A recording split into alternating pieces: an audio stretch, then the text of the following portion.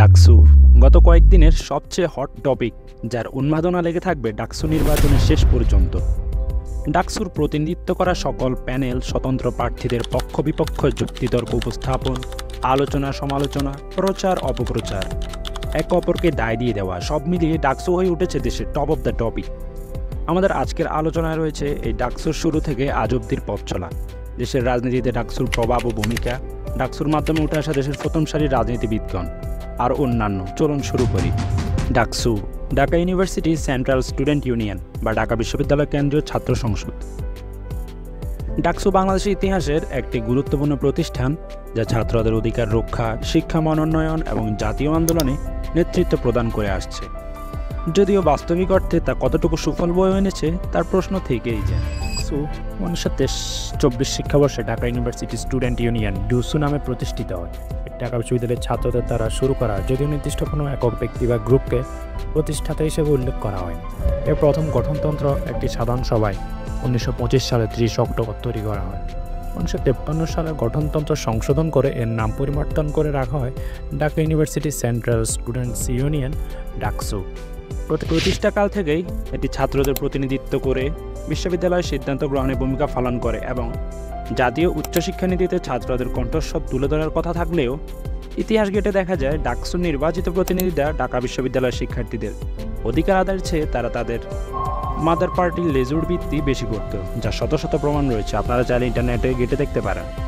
ডাকসু গঠনের পর প্রথম বিপি হিসেবে নিয়োগ পান মমতাজউদ্দিন আহমেদ, যিনি একজন স্বতন্ত্র প্রার্থী হিসেবে নিয়োগ পেয়েছিলেন। তবে তার সুনির্দিষ্ট বছর উল্লেখ নেই তিনি কোন সালে নিয়োগটা পেয়েছিলেন। কিন্তু 1940-এর দশকের পর থেকে শুরুর দিকে প্রথম জিএস ছিলেন যোগেন্দ্রনাথ সেনগুপ্ত। মূলত তখন অবিভক্ত পাকিস্তানের অংশ হওয়ার কারণে পূর্ব পাকিস্তানে কোনো রাজনৈতিক দল না থাকায় রাজনৈতিক দলের শূন্যতায় সকল প্রার্থী ছিল স্বতন্ত্র পদপ্রার্থী। পরবর্তীতে ডাকসু নির্বাচনে বাংলাদেশের প্রথম মহিলা বিপি হলেন মাহফুজা খানম, যিনি একজন সমাজকর্মী, শিক্ষাবিদ এবং মুক্তিযোদ্ধা হিসেবে পরিচিত। স্বাধীনতা উত্তরকালে 1972 সালের ডাকসু নির্বাচনে স্বাধীন বাংলাদেশের প্রথম বিপি ছিলেন তৎকালীন ছাত্র ইউনিয়ন থেকে নির্বাচিত মুজাহিদুল ইসলাম সেলিম। এছাড়াও ডাকসু থেকে পর্যায়ক্রমে পরবর্তীতে নেতৃত্ব নির্বাচিত করা হয়। ডাকসু বাংলাদেশের রাজনৈতিক নেতৃত্বের একটি লিডারশিপ ইনকিউবেটর হিসেবে পরিচিত, যেখান থেকে অনেক জাতীয় নেতা উঠে এসেছেন। এরা ডাকসুর বিপি, জিএস অন্যান্য পদে নির্বাচিত থেকে পরবর্তীকালে জাতীয় রাজনীতিতে গুরুত্বপূর্ণ ভূমিকা পালন করেছেন। এছাড়া কয়েকজন উল্লেখযোগ্য নেতার তেমন তালিকা দেওয়া হলো। তাদের মধ্যে অন্যতম হলেন গোলাম আজম, যিনি বিপি ছিলেন 1947-48 সেশনে, জামায়াত ইসলামের নেতা এবং জাতীয় রাজনীতিতে তার বিতর্কিত ভূমিকা রয়েছে। এছাড়াও রয়েছেন রাশেদ খান মেনন, বাংলাদেশ ওয়ার্কার্স পার্টির সভাপতি মতিয়া চৌধুরী, তোফায়েল আহমেদ, মুজাহিদুল ইসলাম সেলিম, মাহমুদুর রহমান মান্না। 1979-80 সেশন নাগরিক ঐক্যের নেতা এবং রাজনৈতিক আন্দোলনে তিনি নানাভাবে অংশগ্রহণ করেছেন। এছাড়া সর্বশেষ আমানুল্লাহ আমান, বিপি 1990-91 বিএনপির নেতা এবং জাতীয় রাজনীতিতে সক্রিয়। ডাকসুর অন্যতম প্রধান ভূমিকা হচ্ছে বাংলাদেশের ইতিহাসে প্রায় সকল গণতান্ত্রিক এবং স্বাধিকার আন্দোলনের নেতৃত্ব দিয়েছে। এর গঠনতন্ত্রে liberation war and democratic movements secretariat পন্থ রয়েছে, যা আন্দোলনগুলোর স্মৃতি রক্ষা করে। যেমন ডাকসুর প্রধান আন্দোলনের কয়েকটি হলো যেমন ভাষা আন্দোলন, 6 দফা দাবি, গণ অভ্যুত্থান, স্বাধীনতা যুদ্ধ, এরশাদ বিরোধী আন্দোলন সহ অন্যান্য। ডাকসুতে এখন পর্যন্ত মোট 37টি নির্বাচন হয়েছে, যার মধ্যে 29টি ব্রিটিশ এবং পাকিস্তান আমলে 8টি স্বাধীন বাংলাদেশে। এটি ছাত্রদের রাজনৈতিক সচেতনতা বাড়িয়েছে, যদিও কখনো রাজনৈতিক সহিংসতার সাথে যুক্ত হয়েছে। ডাকসু নিয়ে নানা বিতর্কও রয়েছে। যেমন ডাকসু থেকে যখন প্রতিনিয়ত জাতীয় পর্যায়ে জনপ্রিয় রাজনৈতিক মুখ উঠে আসছিল, তখন সরকার দলীয় রাজনৈতিক হস্তক্ষেপে 1991 সালের পর থেকে প্রায় দীর্ঘ 28 বছর ডাকসু বন্ধ রাখা হয়। তারপর 2019 সালে হাইকোর্টের রায়ের আদেশে ডাকসু আবার অনুষ্ঠিত হয়। যদিও 2019 সালে নির্বাচনটা ছিল প্রহসনের, কারণ তৎকালীন ছাত্রলীগের একক আধিপত্য ছিল ঢাকা বিশ্ববিদ্যালয় ক্যাম্পাসে। ছাত্রলীগ প্রত্যেক শিক্ষার্থীকে বাধ্য করে তাদের ভোট দেওয়ার জন্য। এছাড়া ভোটে কারচুপিও করে, কিন্তু শেষ পর্যন্ত সেই নির্বাচনে ছাত্রলীগ বিপি পদে হারায় হেরেছে।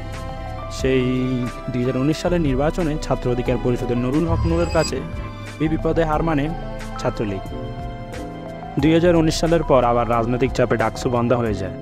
তারপর 5ই আগস্ট জুলাই গণ অভ্যুত্থান পরবর্তী সময়ে 2025 সালের 9 সেপ্টেম্বর ফের অনুষ্ঠিত হতে যাচ্ছে ডাকসু, যার তফসিল ঘোষণা করা হয় 29 জুলাই। তারপর মনোনয়ন ফর্ম বিতরণ শুরু হয় 12ই আগস্ট। আসন্ন ডাকসু নির্বাচনে 471 জন প্রার্থী 28টি পদে প্রতিদ্বন্দ্বিতা করবেন। বর্তমান অভ্যুত্থান পরবর্তী ঢাকা বিশ্ববিদ্যালয়ের ডাকসুকে কেন্দ্র করে ঘোষণা হয়েছে প্রত্যেকটা প্যানেল। তার মধ্যে জুলাই অভ্যুত্থানে অগ্রণী ভূমিকা পালন করে ইস্পাত দৃঢ় আন্দোলনকে জিইয়ে রাখার কারিগর ইসলামী ছাত্র শিবিরের সাদিক কায়েম শিক্ষার্থীদের মাঝে অন্য প্রার্থীদের চেয়ে অনেক এগিয়ে, যা গ্রাউন্ড রিয়ালিটি, আপনাকে মানতেই হবে। এছাড়াও ছাত্র শিবিরের প্রত্যেকটা পদের যোগ্যতা অনুযায়ী ইন্টেলেকচুয়াল এবং মেধাবীদের স্থান দেওয়া হয়েছে, যাতে শিক্ষার্থীরা তাদের নেতৃত্বের প্রতি ফোকাসড হয়ে যোগ্যতা সম্পন্ন প্রতিনিধিকেই বাছাই করে। ইসলামী ছাত্র শিবির সমর্থিত প্যানেল। ইসলাম ছাত্র শিবির ঐক্যবদ্ধ শিক্ষার্থী জোট নামে 28 সদস্যের একটি পূর্ণাঙ্গ প্যানেল ঘোষণা করেছে। এটি ডাকসু নির্বাচনগুলিতে প্রথমবারের মতো তারা উন্মুক্তভাবে একটি সম্পৃক্ত প্যানেল দাঁড় করিয়েছে, যেখানে ভিপি পদে লড়বেন আবু সাদিক কায়েম, জিএস পদে লড়বেন এস এম পরাত এবং এজিএস পদে লড়বেন মহিউদ্দিন খান। এছাড়াও সাহিত্য ও সাংস্কৃতিক সেক্রেটারি নুরুল ইসলাম সাব্বির, আন্তর্জাতিক বিষয়ক সেক্রেটারি খান জসিম, যিনি 2024 সালে জুয়েলা আপরাইজিংয়ে চোখ হারিয়েছিলেন। এছাড়াও লিবারেশন ওয়ার অ্যান্ড ডেমোক্রেটিক মুভমেন্টের সেক্রেটারি ফাতেমা তাসনিম জুমা, যিনি শিবিরের বাইরের কর্মী,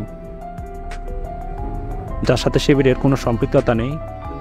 এছাড়া আরও যেমন Iqbal Haider, science and technology secretary, Umme Salma, common room, reading room and cafeteria secretary, Arman Hossain, sports secretary, Asif Abdullah, student transport secretary এবং Shariful Islam Muaz, social service secretary. এই সমস্ত পদের প্রার্থীসহ প্যানেলের পূর্ণাঙ্গ তালিকা রয়েছে।